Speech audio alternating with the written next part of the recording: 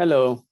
Um, I want to thank all the presenters of this session for sharing with us some very interesting blockchain-related research. Um, and I'll be making these comments also using some of the comments of my co-reviewer, Dr. Kayo Fujimoto, who could not join us for this presentation, but has sent her written comments on each presentation. So I'll start one by one. Myers and others presented a highly relevant use of blockchain in health by using blockchain's features to help ensure chain of custody and integrity of data for essential medicines. They proposed how to address the challenge of sending thousands of samples per year to all parts of the world while tracking and validating the quality of the original samples, and also including analytical procedures used to generate the samples. And this is an extremely important application and very useful and timely, given how much substandard medicines may be available, or pharmaceuticals may be available in the market.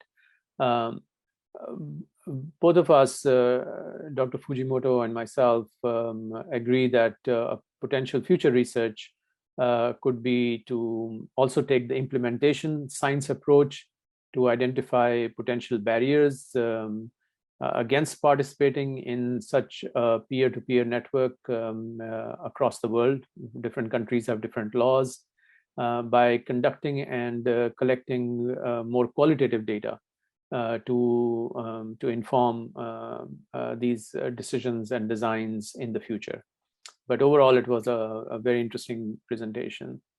And then we had Bei-Chung and Dr. Carlos Caldas present a unique application of blockchain-based risk management for healthcare projects. Their study looked at the use of blockchain's decentralized immutable infrastructure to make sure that all partners in the project management chain are sharing the same data and can manage the risk more effectively and transparently. Managing risks via smart contracts is innovative and promising in implementing effective and reliable collaborative risk management systems while keeping individual users' risk input in private. So we also think that a potential future-looking analysis could be combining the blockchain technology with machine learning techniques that enable to learn previous patterns of risk assessment by each user and are able to predict future risk assessment for a specific risk event. That would make it very, very powerful. Also, I think that was a good example of, we in healthcare often say that healthcare is a team sport, and the role of engineers and computer scientists and analysts who help accomplish highly complex infrastructure and building projects are, their role is an integral part of the team as they design the spaces where treatment and care takes place. So we were really glad to see this example of application of blockchain for risk management for specifically healthcare projects. The next presentation from David Kuchalko and others on blockchain application in public health. And by the way, I'm a big fan of David for his in-depth knowledge in this area. But that presentation quite aptly pointed to the limited organized literature for research and for development and implementation of blockchain in health and biomedical sciences.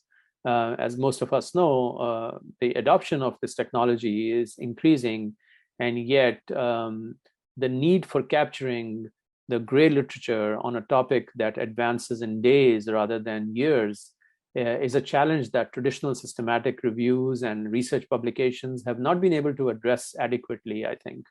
So one of the strengths of the study lies in taking the STEAM science approach, which includes a multidisciplinary community of researchers as participants who can diffuse the most updated state of knowledge in a standardized blockchain-based platform.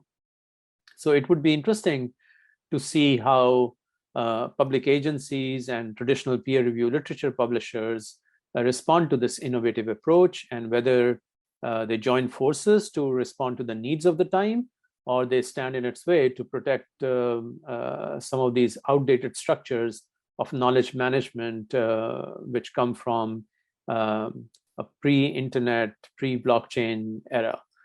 So that will be an interesting future direction of research and study, I think, for this topic. But it was, I think it's a very important suggestion and concept that was presented by David Kuchalko and their co-authors. The final presentation by John Hatchell highlighted the importance of third-party supply chain for surgical procedures. And as John points out, that despite a huge economy of literally hundreds of billions of dollars annually, the inventory supply chain is still being managed in old-fashioned ways, which are slow, non-transparent, and liable for errors and fraud.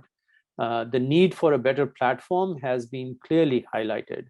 He also presents a potential solution by describing how a blockchain-based platform can manage this end-to-end process efficiently while providing full transparency by creating a digital audit trail of each transaction. I think solutions like this are extremely useful, but can benefit from partnership with academic institutions and academic researchers who can help evaluate the efficiency and effectiveness of these solutions as neutral evaluators, and lend credibility for these solutions to be adopted by a very large industry, which has many stakeholders that would need to trust a system like this. So, and as John has pointed out, because it does contribute hugely to the revenue streams of most health systems. So, again, a very interesting and important application that has been presented in this session. So those were the presentations for this session. And all in all, these presentations highlight various important case studies and research concepts that support continued academic investigation and rigorous evaluation of the application of blockchain in health. So I want to commend the presenters for choosing these very interesting topics and sharing their results with this audience. Thank you.